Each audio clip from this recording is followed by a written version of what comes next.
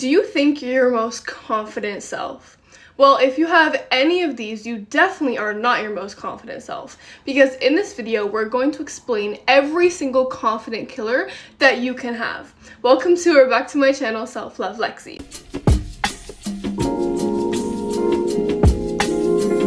I did write a lot of notes because there is a lot of topics I wanted to discuss. Your mental, body, relational, behavior, there's so many more, okay? One thing I would love to know is I wasn't always confident. I was not always confident. I was a very insecure child. I mean, when I was a little girl, I was confident. I was so confident. I was so extra. But I was programmed out of it. I was bullied out of it. There were so many reasons why I kind of became really insecure in myself. But after the phase of insecurity, I really grew into my confidence. I am one of the most confident people I know personally. And everybody in my life who knows me will always compliment on me based off of my confidence. And they always tell me, how are you so confident? Like, what do you do to become that confident? I think there's so many ways to become confident. And I think it first starts with the mental decision that I'm going to be confident. But based off of that mental decision, there is action. To be a confident basketball player, you're probably going to be good at it, right? And to be good at it, you practice. So you can be really confident in your communication skills, but you can have a lack of confidence in your skills with math. So I don't think confidence is a rounded thing as a whole. I think you can be confident in yourself, though. And that is what I want for all of us to be. Because during the hardest times of my life, like for example, when I ran away from home, one of the biggest things that was driving me was that I was so confident in myself that I knew it would all work out. I knew it would work out because I trusted myself so much. I literally remember saying, no matter what, Alexis, I got your back. And that was me just talking to myself alone. The confidence that I radiate is because of the things I've been through and how I've had my own back through the entire journey. So without further ado, let's start. Mental, okay, there's going to be a lot of things under mental. These are the things that are actually breaking your confidence. Again, category mental. The inner voice, the inner critic. The way you speak to yourself truly matters. I do not care. Your tongue is so powerful, especially after the words I am. Imagine this. Every single time you say I am, the words after it are a spell, okay? You are literally creating yourself by saying I am. So if you're like, I am stupid, honey, you're creating that reality. If you're like, oh, I'm slow, you're creating that reality. Imagine I am the words as a yes man. So you saying I am beautiful, damn right you are. If you say I'm so ugly and nobody likes me, damn right you are. That's how you want to view it. And I go so far to say it's literally like not magic, but you are creating it. I need you to be so clear on this. I go so dramatic with it because of I literally tell this to my mom and my sister. Whenever you say I am, imagine as if the next words after that you are literally creating because of how serious it is for your inner critic voice. So yeah, if you have a negative self-talk, rumination, harsh self-judgment, that's how you know that's one thing ticked off of becoming more confident. Next one is distorted thinking patterns. There's so many distorted thinking patterns. One of them, perfectionism. If you're waiting for the perfect time to do anything, you're going to be waiting forever. There's never a perfect time. Nothing is ever perfect. Get it out there and then perfect it. All or nothing thinking. I used to really be bad with this. It was like a black or white thinking. Nothing is all or nothing. Nothing is all or nothing. That's so funny that I did that. Most things are not all or nothing. A lot of things in life are so complex. There's so many layers that we're unable to see. And this is why racism and sexism exist, because it's all or nothing thinking. Like, you were like this and you were like that. That's not true at all. Next one, catastrophizing. This one is huge. Again, under distorted thinking patterns. If everything in your life, you're always thinking of the absolute worst outcome, you are literally putting yourself in a state of nervous system dysregulation at all times. Stop doing that.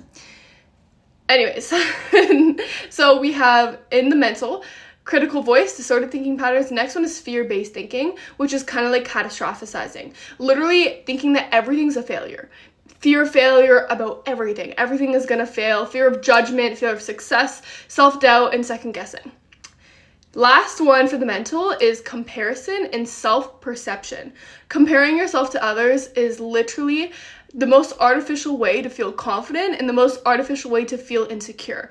The way I say confident is because you can compare yourself to someone that you perceive to be lower than you. Maybe they don't make as much money. Maybe you think that you are better looking in a certain area. But that is such an artificial way to boost your confidence. So imagine that person all of a sudden becomes like a billionaire. Then what, you're not confident anymore? No, we have to build a foundation of confidence within ourselves, not in comparison to anybody else, because it literally does not work. Okay, now we're in the next category, physical, how your body and your nervous system feel. So the first one that is completely blocking yourself from feeling confident is nervous system regulation. If you're in a chronic state of fight or flight, like I was and many of us are, you're not going to be confident in your body. You are constantly in a survival mode state. How can you be present? How can you be in your body and loving life when you're literally energetically and kind of emotionally constantly running from a bear? It wouldn't work. Yeah, feeling unsafe in your body, shallow and anxious breathing all the time.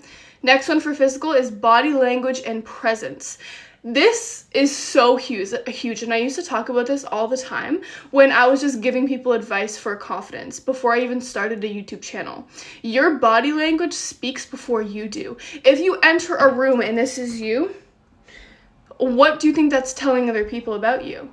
We as humans make split-second decisions about the other person unconsciously. We literally have created an entire narrative of a person in a split second before we've met them. Again, it's not right because people are very complex, but it's naturally how we've developed over the years in a mode of survival. We needed to know if this person was safe enough to talk to or safe enough to go up to or not. And so we naturally have that level of intuition where we can sense energy as well. So my favorite way to enter any room or just walk around in general is head up, shoulders back, and making eye contact. This is a huge one. My mom always taught me your eyes are the portal to your soul. If you cannot make eye contact with somebody, you're hiding something. Now, that's not like necessarily true. Again, the all or nothing thinking. Somebody could be very, very insecure in themselves and not want to look at you, but that's exactly what I mean by confidence. When you're a confident person, you can maintain eye contact with people. I don't even know I don't know why, but you can. So learn how to make eye contact. A lot of people will trust you more if you can make eye contact with them. So next one is depletion. If you're in a chronic stress or burnout, how are you going to be confident in your life? You have no energy to be confident in your life. Next one is disconnection. So dissociation, rumination, being out of touch with your body is huge. Confidence comes from your body. It is a way you carry yourself. It is an energy you present. It is an emotion that you feel. It's action that you take. It literally comes from your body. And if you're out of touch or dissociating with reality, you cannot be confident. So that was the last one for body. Now we're into relational. Who and what surrounds you? This is the first one that really knocks down your confidence, is toxic dynamics. I used to be friends with people who would put me down constantly as a joke, but I was never able to thrive in environments with those people because you might think, oh, they're just joking. It's so funny.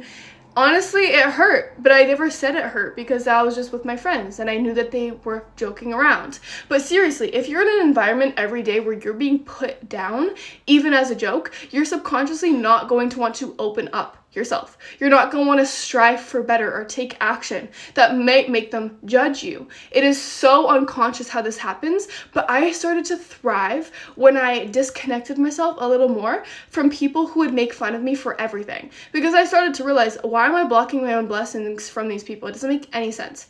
So toxic or critical or toxic relationships, bullying, past emotional abuse, being dismissed or spoken over. These are all things that are blocking you from your feeling confident in yourself. Next one is external validation. I know we touched on this a little bit, but seeking external approval is going to put you in this pit of this spiral, because what happens with external approval is you're going to constantly need it to feel worthy. It's kind of like a drug. I've talked about this before.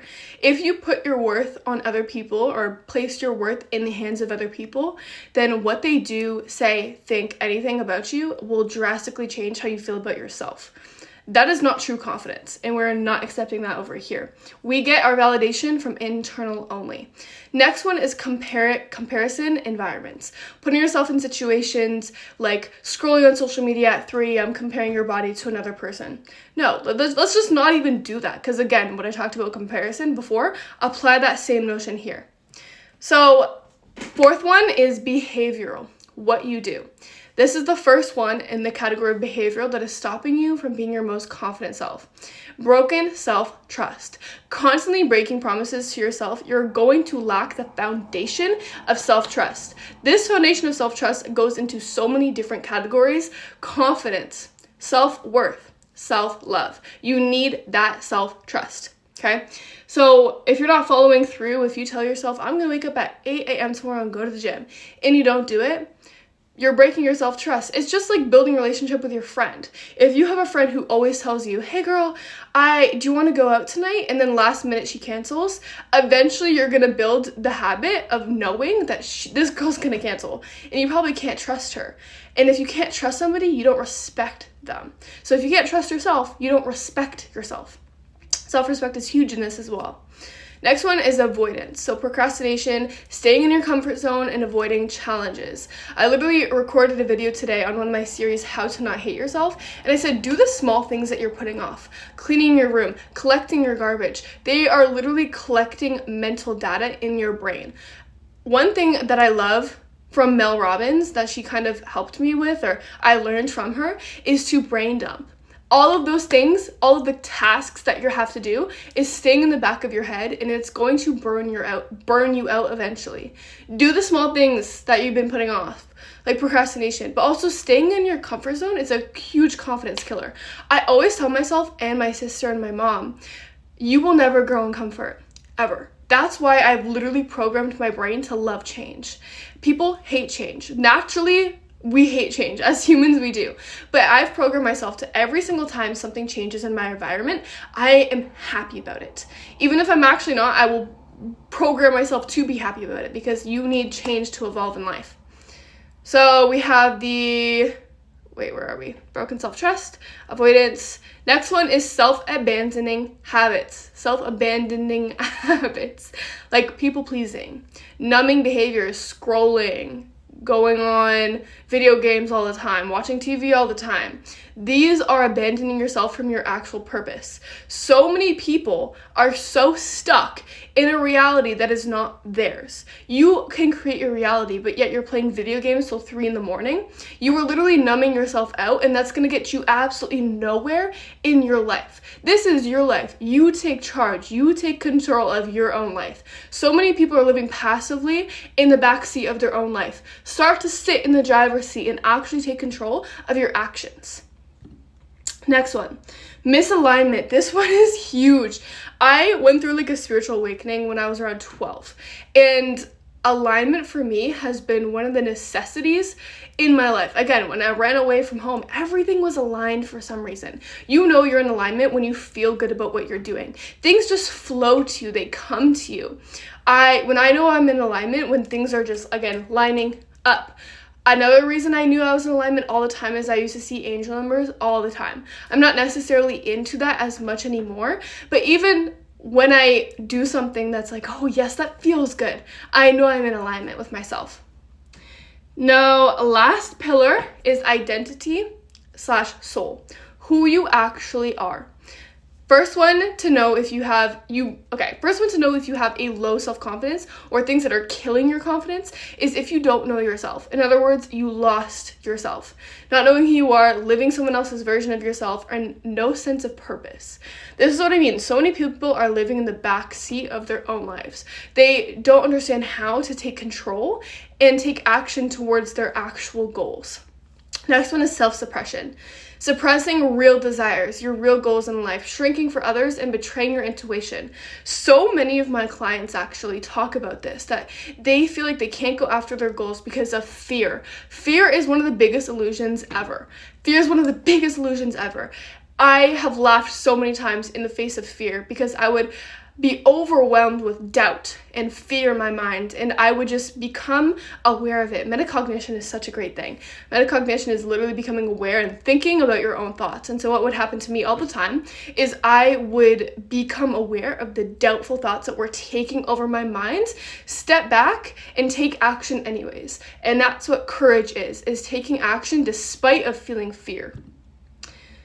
So lost self, self-suppression. Next one is performing. This one is huge as well. Literally becoming a chameleon, wearing a mask, shape-shifting in every single room.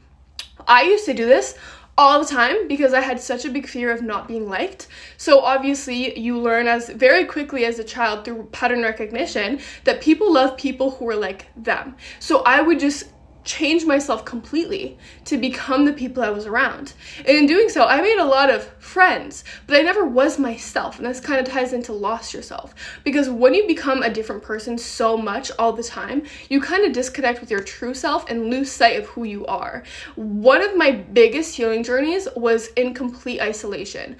After being a chameleon and wearing a mask for so many people for so long, I truly lost myself. And the way that I found it again was being forced into periods of complete, and I mean complete, isolation, where I was forced to deal with who I was truly and not the mask, because I had no one to put a mask on in front of. I was just by myself. It felt very vulnerable at times. It was very hard. But in the end, I woke up to myself and I became the most aligned, confident person I knew personally, because I finally ripped that mask off and I became aligned with myself. And in doing so, when you actually become your authentic self, the universe has a funny way of bringing people, opportunities to you that are in alignment with you. Okay? That's how you know you're in alignment as well. Next and last one is shame. So feeling fundamentally flawed, like I am just not enough. I am bad. I did something bad.